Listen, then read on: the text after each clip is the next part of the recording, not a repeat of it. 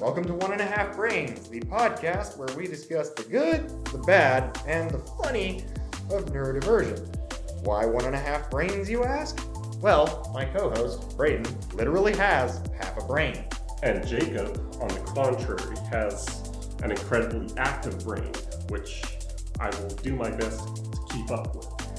We hope you enjoy the show and, our comic relief. Hello, everyone, and welcome to part two of the pilot episode, so we can expand on our thoughts a little more, because now we have the time. Yes. This is One and a Half Brains, the podcast, and we are your hosts, Jacob. And Braden Mole. Yeah. You didn't really have to say your last name. I think people get it, but yeah, who cares? We're here, and we're going to talk about today's topics, which is kind of our medical diagnoses to start. So do you want to lead into that and expand upon that further? Yeah, well, previously I spoke about how, from the age of 8 right up till I was 12 years of age, I've required 4 brain surgeries to have a right temporal lobe ectomy done. That was as a result of a tumor that caused a bunch of complications like epilepsy and whatnot? I was initially born with epilepsy and astrocytoma, which was the large golf ball-sized tumor that actually grew undetected within my brain. And my first brain surgery going in, it was supposed to be a planned routine procedure to remove my right temporal lobe to help stop the seizures. As they were probing that section of my brain, an unexpected surge of blood led to, caused by a weakened artery and the discovery of a tumor. And there's a story in my book, which I will talk a little bit about. Towards the end of the show, I think, right? Yeah. Shameless plug, he's writing a book. Yes. The one who wrote the foreword for the book, Dr. Keith Aronik, performed all 4 of my surgeries.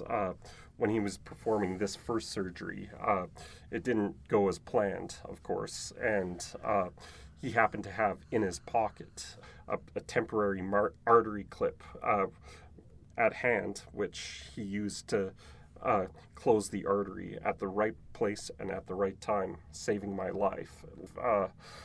Even though I do have a stroke, it did leave me partially paralyzed. That's so. That got dark really quick. Yeah. To steal a line, I think what is Anchorman? That escalated quickly. Yes. Okay. Stay classy. He's alive. I think that's the main point we should say is that had that artery clip not been in the pocket, he'd probably be dead. Yeah. Just kidding, but every time I turn on the microwave, I go cross-eyed. Please tell me that's a joke. Yes, it is. Okay. That's why. Right. As for me, let's move on to the lighter side of things. I was diagnosed with autism at the age of 2. And thanks to the opinion of one particular psychiatrist or psychologist, I don't know. I always get the 2 mixed up. Yeah, but the point being, my diagnosis was removed probably circa 2010, and then I moved to Alberta and couldn't get any supports because I didn't have an official diagnosis because, thanks to one pediatrician who was a complete godsend at the time, I was referred to the Glenrose for testing. Got tested, diagnosis reinstated, everything's hunky-dory. Yeah. So for like a year and a bit there, I knew what it was like to be without a diagnosis. And to be honest with you, I think we're going to have future episodes on this topic, but that sucked. Yeah. Yeah. And then it was very, very hard, I will say. Like, labels can be as hurtful, either applied or removed, I think. Yeah, well, the way they're used. It really depends on the way they're used, exactly. Yeah, like when we're called like disabled, the D word, disabled, those ableists, the D word. We don't need to go into details on the R word or anything. Those, but yeah. We feel defined by those words when they are used openly in society, especially in an offensive context. I mean, it's kind of like, as an autistic person, I feel like I can make fun of my own autism because it's me. Yeah. I mean, you're the one who constantly says, "Come on, lefty," because you can't move your left arm. Yeah. So it's fine if we do it, or we give you permission to do it. Yeah. The thing is don't do it to the point of absurdity or to offend us. No. Because that just makes you look bad, and we feel pain. Yeah. Like my notes say, societal biases are usually not chosen by us, but like created. We didn't choose this life. No, we didn't choose the neurodiverse life. The neurodiverse life chose us. Yeah, we strive to be human, and as I mentioned in the part one of this episode, we as human beings we belong in community. Like by ourselves, we're not that smart, we're not that fast, we're not that strong. We're these in layman's terms, can't we all just get along? Yeah. Really, folks? Yes. I think that's the point we're getting at here. So, moving on to the next heading in our show notes. Challenging the norms that society has laid out for us. Yeah. And the perfect example of this is the fact that Braden got married last year. Yes. I know because I was there, right at the back of the church. In my parents' backyard. The fact that you proved to the world that we could and we can we just be honest here? That is a massive inspiration, at least to me. I don't know how the listeners are going to feel about that, but... My wife, Emily, and I... spoke at a conference back in April of this year on... Was that this year, really? Oh, last year. So, I don't even remember, dude. This is why you're the one with the full brain here. Oh, boy. Anyway, time irrespectable. You were saying you spoke at a conference. About individuals with a diverse set of needs that wish to pursue romantic relationships. And because honestly, we can and we should. I think that's the key here. Romantic relationships are the cornerstone of this thing we call the good life or the inclusive life. Or the normative pathway. There's a million different terms for it. All we know is when it comes to romance, we can, we do, and it is amazing. We all have basic needs. Mm-hmm. Like anyone who isn't a part of a marginalized group has access to the inclusive life, the normative pathway, as Jacob said. As minority, though, that could be anything. Yeah. I mean... But when you're a part of a marginalized group... It's specifically one that doesn't, look like we're marginalized. Yeah. We look like you're... You'll probably see us in photos because we're going to put photos up of us when we release this show. Yeah. But... we look relatively normal. Aside from the fact that Braden can't move his left side, you can't really tell. Yeah. And of course, it does take me a lot of repetition to memorize a piece of information.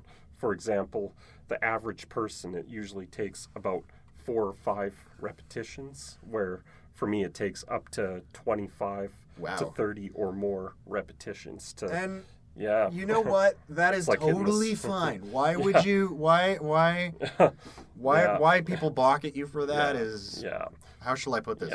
Annoying.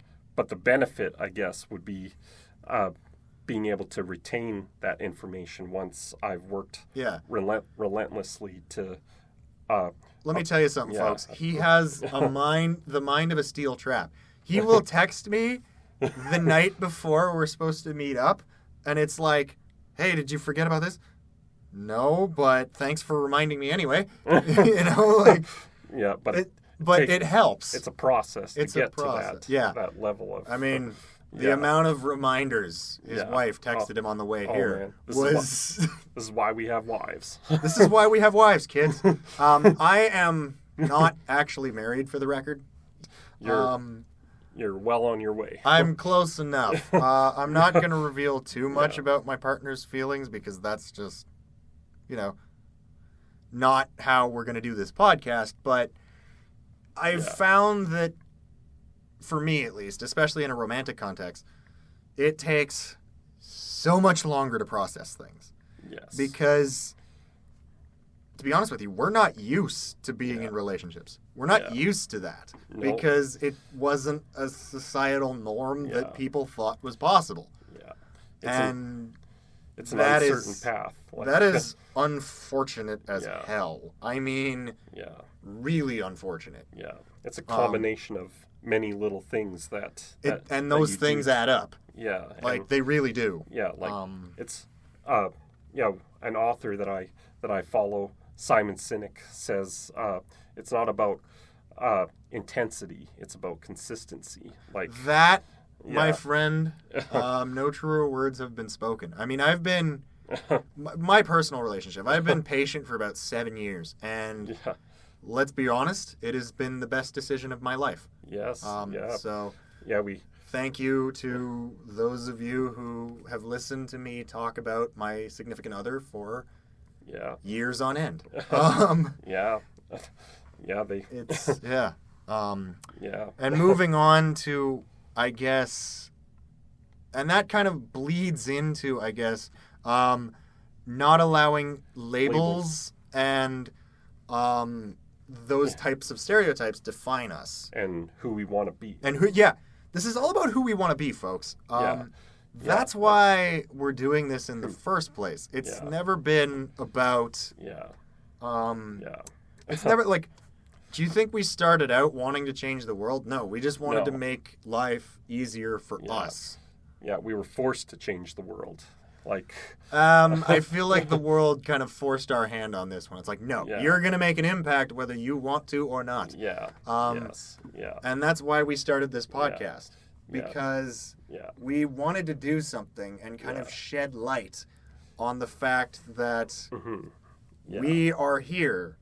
We are living our lives the way we want to, and we don't want to be judged for it. And we have a clear vision of the type of life we imagine for ourselves. And those around us. And those around us and like us. And we're not... This is not like some sort of manifesto. No. We're not trying to force our views onto others here, I should clarify. What we're trying to do is just say... Inspire. Because if you have a vision that you want to make happen, it's your life. Live it how you choose. Well, it's about... It's about... the vision part. For over the course of... I guess this is my plug for creating a revolution. Your novel? Is that a novel, or what are we calling it? Is it like... It's a creative nonfiction book with a heavy focus on philanthropy and advocacy. From a very young age, when I started my philanthropic endeavors, which resulted in a $1 million fundraising campaign, I came to the conclusion that you can start a revolution by inspiring one person at a time. And because of that, I think, is why we're doing this podcast. So read his book when it comes out, because I think it's totally worth it. Well, a vision, of course, is being able to imagine a world that is better than the world we're currently living in now. And that's why we're here, folks. And one that we want to be that others want to be a part of.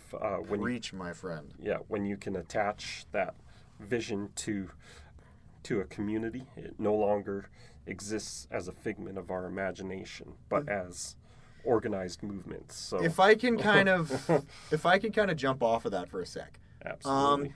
Here's something that I've learned in my background of theater. It's no matter how small the progress is, it is still progress. It's still progress. Yes. You could fall off the wagon one day of whatever you're trying to do.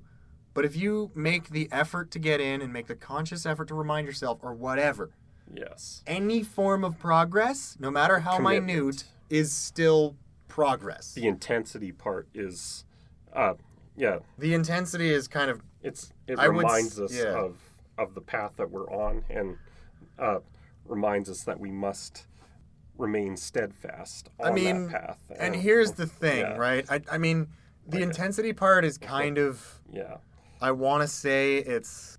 Like, intensity varies, right? Like, because you could be having the worst possible day. Yeah. And still, if you make a little bit of progress, not even that much, you are making progress towards your vision. Yeah. And to that end, I would say you've done well. If you could just wake up and do the thing that you set out to do in one day. Well, there's a metaphor that I often turn to for the visions that I hold, whether that's to create a more equal and inclusive world or to create a world of excellence in children's health care. But you also have way more visions than that. Start small, kids. Oh, yes. You can't just jump rung on the ladder to get to the $1 million goal. Not all of us are visionary. There's only a small percentage of our population that we would call visionary. But everyone still has visions. I mean, you can't just lump everybody. Like, otherwise, this podcast would have no point if we were just going to lump visionaries as the only people who could do this. Yeah, like you don't have to have a vision, but you do need to find a vision, and you can attach yourself to someone. Like, say, I love the world that person is trying to build. I want to be a part of that. And the irony of that is there's this saying that my theater friends and I use. It's if you're gonna steal something or like co-opt something or or repurpose whatever, take from the best. Yes. Okay. Yeah. Like. Yeah. It is. Like, there's no point in messing around with stuff that just isn't going to work. Find what works for you. Yeah. And if it betters, follow it. Yeah. Yeah. Like, I find people, especially even neurotypicals, do this. Yeah. They will always settle for certain things. Really? If that makes sense. You know, people will always settle for certain things. And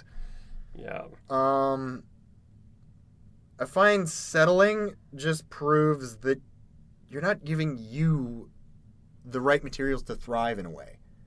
If you want something, chase it. I mean, if it's unreasonable, then don't, like, if you're trying to dominate the world, don't listen to this podcast. But, you know, we are here to prove that this podcast is born from having a vision of us talking about the world we want to live in. Exactly. And the world we want to inspire in other people. Yeah.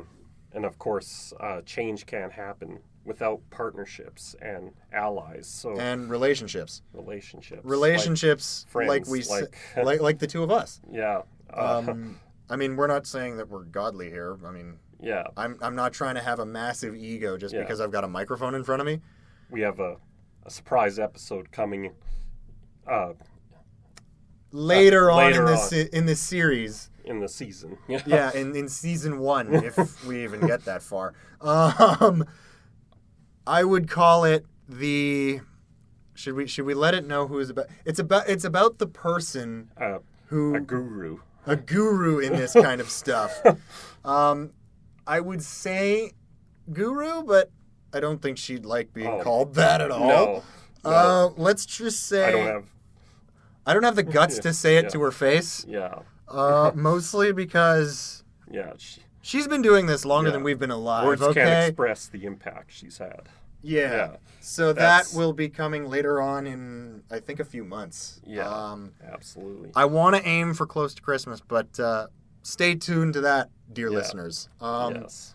We have so much. Like, this is why we're so excited to do this podcast, is because of the people around us and because we feel supported. And it's because of this person that we actually formed a friendship. And, kudos. You know who you are. We're not going to mention her name until the actual episode. Exactly, yeah. But you know who you are. And because she'll be hearing this, let's be honest. But we could wax poetic about this person all day. I think, to sum everything up, I think we'll do some keynotes. Some of which involve, one thing. Don't assume that we can't do the key points of this episode. Yeah. Don't assume that we can't do things just because we just like that are different. Yeah. Yeah, like that reference from, I believe it was a social media campaign from International Disability Day. Not to use the word, but you know what? Using the word in that context is fine, I guess. We'll let it slide just this once. Yeah. Nothing without us, nothing about us without us. I think I said that in the first episode, but I will say it again, and it bears repeating. Yeah. We want to be part of the... partnership. We want to be in partnership with the world. Yes. The main thing we're after here is being ourselves. Exactly. And without judgment. And exactly. Yeah. So that's key point number one. Key point number two. Relationships are kind of the building block. Yeah, the cornerstone. And sorry to cut you off there, Braden. Yeah, no problem. But, relationships are the cornerstone to making point one happen, which is you can't do anything if you're not supported. No. Yeah. And we need these programs and agencies to support us. And it goes beyond that. Yeah. It goes beyond just agencies. Yeah. You need friends. Yes. You need sometimes romantic partners. Social capital. You need some sort of social clout or capital or whatever to make stuff happen. Mm-hmm. I mean, when you started fundraising for the Stollery, right? Yeah. Really, really weird question here, but did you think it would get as big as it did? In the beginning, it was only a way of, I guess, coping with the medical circumstances that I was dealing with at the time. And so, you didn't think that it was $1 million was even a thing. No, I mean, that's more money than most people see in their entire lifetime. Yeah, I kind of think about that for a second. I kind of had a narrow perspective, or I started with a narrow perspective in that I thought I was the only one going through these medical circumstances, and that leads to an actual better general point of you are not alone. Yeah. No matter how weird your circumstances are, there is probably someone out there who can relate to you beyond what you could imagine. That's so without relationships, and also without having goals and a vision from yourself. Don't let other people's visions kind of steamroll over your own. Dictate how you hope to live your life. And so without the support of your peers, that vision is kind of pointless. Tell people what you want. And because, let's face it, the general public and everyone around you are not mind readers. Look up Lafantaisie. I don't even know what that is. He talks about social capital and how our relationships contribute to our sense of well-being and existence. I relate to that hardcore right now because I'll tell you why. All right? Interactions socially work with my autism and they give me energy. If I'm not with people No. I am like we're a dead 9-volt battery. Yeah. We're healthier because of our relationships. Amen to that, brother. And so, like, you'll discover beyond just judging a book by its cover. That's also kind of the main reason why we're not like on film right now. Yeah. Why we chose to do this audio only. Yeah. Yeah. No stage diving. No stage diving, and also because the main reason we're doing audio only is so that no one can judge us. We're in this booth, and no one can judge us, and it is amazing. Yeah. Because it means that there are no preconceived notions. All you're hearing is our silky smooth voices. And you guys are along for the ride. Since you've listened this far, you're committing an act of service in allowing us to feel heard. And would I say act of service? I don't feel. It's more like if they've listened this far, they have the patience to put up with our rambling. Exactly. So you're doing us a favor, kids. Yeah. Yeah, and adults. It's therapeutic. So thank you for listening to 1.5 Brains. The podcast that discusses the good, the bad, and the funny of neurodiversion. Yep. I'm Jacob Lafantaisie. That's Braden Mole. We hope you enjoyed the show. Thank you very much. That's all for this month. I think I speak for Braden and I together when I say we hope you enjoyed the episode and continue listening. Thanks again, and see you next month.